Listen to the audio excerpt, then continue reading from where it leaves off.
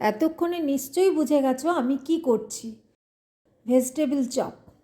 পুরটা একদম রেডি।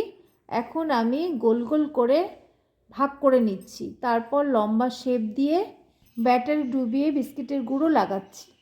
এইভাবে আমি অনেকগুলো চপ করে নিলাম। এবার ভাজার অপেক্ষা। বেশ সুন্দর হয়েছিল।